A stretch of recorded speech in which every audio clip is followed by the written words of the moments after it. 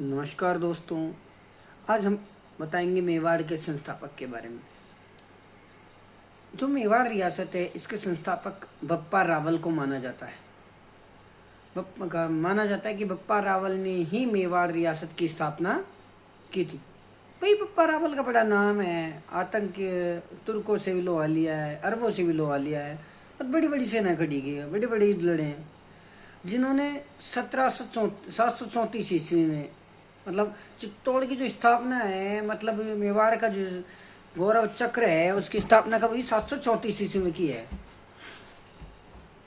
और चित्तौड़ पर विजय प्राप्त कर की थी। हालांकि ये गोहिल वंश के संस्थापक रावल और गोहिल थे।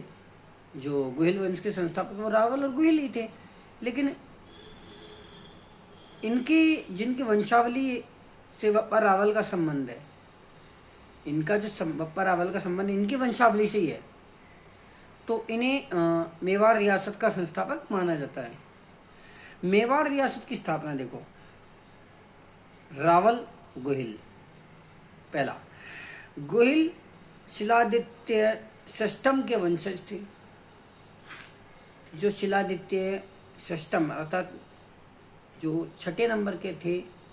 पहले क्या होता था, विक्रमादित्य प्रथम, विक्रमादित्य द्वितीय, तृतीय, ऐसे चलता था। तो ये जो वंशज हैं रावल और गोहिल, किसके हैं? शिलादित्य षष्ठम अर्थात छठे नंबर पर जो शिलादित्य हुए थे उनके वंशज हैं। मेवाड़ के राजवंश के शुरुआती संस्थापक माने जाते हैं। मेवाड़ राजवंश के जो संस्थापक है, शुरुआती संस्थापक, वो बप्पा रावल ही माने जाते हैं। अब बप्पा रावल आ जाओ। पॉइंट नंबर 2, बप्पा रावल ने 734 ईस्वी में मोरी मौर्य वंश के मानसिंह को हराकर चित्तौड़ पर विजय प्राप्त की। जब मौर्य था, मौर्य वंश, मौर्य का एक नाम हो रहा मोरी वंश के जो थे मानसिंह, मौर्य वंश के जो मानसिंह जी थे, उनको हरा करके क्या किया? चित्तौड़ पर विजय प्राप्त की थी और पूर्व दिशा में अपने राज्य का विस्तार किया। पूर्व की दिशा की तरफ अपने राज्यों को बढ़ाया इन्होंने, अर्थात फैलाया है।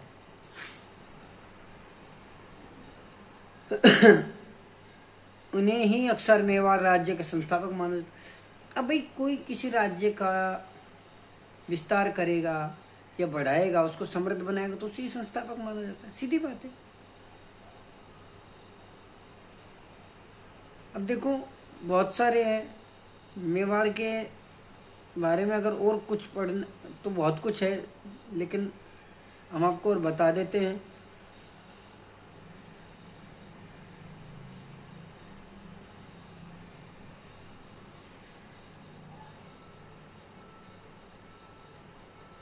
इसके अलावा देखिए, मेवाड़ राज्य की स्थापना बहुत बड़े पैमाने पे हुई है। छोटा मोटा नहीं है मेवाड़ राजवंश। युद्ध बहुत लड़े हैं। और कारण क्या था? जिस टाइम ये सब कुछ हुआ, उसके कुछ समय पहले मानसिंह मौर्य जो थे, वो इनके मामा थे, बप्पा रावल के मामा थे। तो अरबों के, तुर्कों के आक्रमण होने वाले थे। सामंतों को लगा, भाई अगर ऐसा आक्रमण अगर हो गया तो मौर्य मानसिंह संभाल नहीं पाएगा। और एक बार अगर अरब घुस गए, तुर्क घुस गए, तो फिर भारी पड़ जाएगा जनता को संभालना। और ये कहाँ रहते थे? नागदा में ये गाय चराते थे। इनके गुरु थे, एक संत हुए जिनकी इन्होंने सेवा की, और मरते मरते उन्होंने कहा कि जा बेटा, तू मेवाड़ का राजा बनेगा। बप्पा रावल ने कहा, बाबा क्यों मजाक कर रहे हो? क्यों? मैं ही मिला था सुबह से, सेवा कराई तो कराई, लेकिन मैं ही मिला, सारी गोचियां देने को मैं ही मिला था, मतलब बेवकूफ मजाक करने के लिए मैं ही मिला था, इसी प्रयास के लिए। बाबा जी ने कहा, चलो कोई बात नहीं, देख लो, मेरा वरदान है, इस्तेमाल कर लो, प्रयोग कर लो आप, पर मेरा वादा है संत ने कहा मेरा वादा है मेवाड़ का राजा बनेगा। उन्होंने कहा था कि तू तुर्कों से अरबों से बचाएगा। और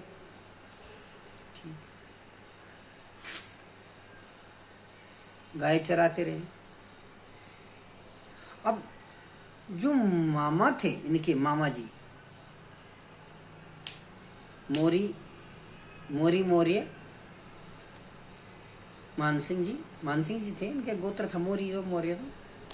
तो ये इनके जो सामंत थे मानसिंह जी के, मौर्य के, वो गए, देखा और कोई ढंग का बंदा है नहीं, कोई ऐसा है नहीं जो अरबों से लड़ सकता है। क्योंकि अरब क्या कहते हैं, तुर्क अरब ये क्या करते थे, आते थे और लूटना मारना काटना, महिलाओं को उठा ले जाना, ऐसे खोटे काम करते।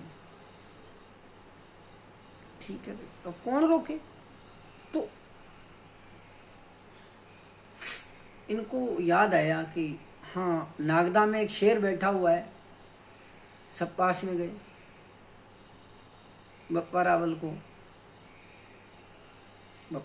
पास गए तो उन्होंने कहा कि ये बात है कि मामा है मेरा। अरे क्या तेरा मामा ढंग का नहीं है, बेलखना है बिल्कुल। और अगर अरबों ने चित्तौड़ पर आक्रमण कर दिया तो पूरी जनता पीछेगी, और आप चाहते हो कि जनता पीछे नहीं। तो एक काम करोगे क्या, आप अपने मामा को गद्दी से हटा दो। चित्तौड़ और दूसरे चित्तौड़ का दुर्ग है, बड़े बड़े दुर्ग है भाई, कि घबराओ मत तो हम आपकी सहायता करेंगे। इन्होंने आक्रमण किया और हराया भी अपने मामा को, और राजा बन गए चित्तौड़ के। यहां से गोहिल वंश की स्थापना आई है मेवाड़ में। अब ये क्या करते थे, ये महादेव को अर्थात एकलिंग जी को क्या करते थे, सेवा करते थे एकलिंग जी की। तो इन्होंने क्या है, जैसे ही राजा बने इन्होंने क्या कहना शुरू कर दिया अपने आप को, एकलिंग दीवान, अर्थात एकलिंग जी के दीवान। महादेव का दूसरा रूप है एकलिंगनाथ जी, और ये नागदा में एकलिंगनाथ जी के मंदिर में सेवा करते थे, पूजा करते थे, उपासना करते। तो एकलिंगनाथ जी की जब सेवा की तो इनका मन रम गया, और इन्होंने अपने आप में क्या लगा दिया, एकलिंग दीवान। आज भी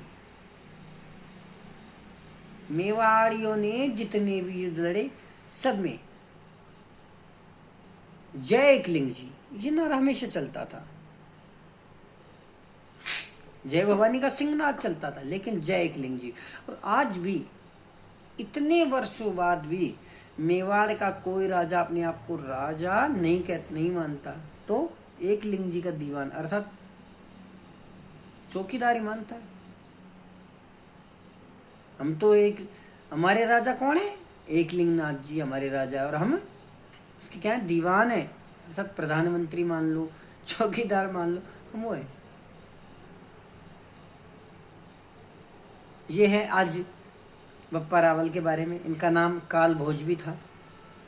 जय हिंद, जय भारत, जय जय राजपूताना।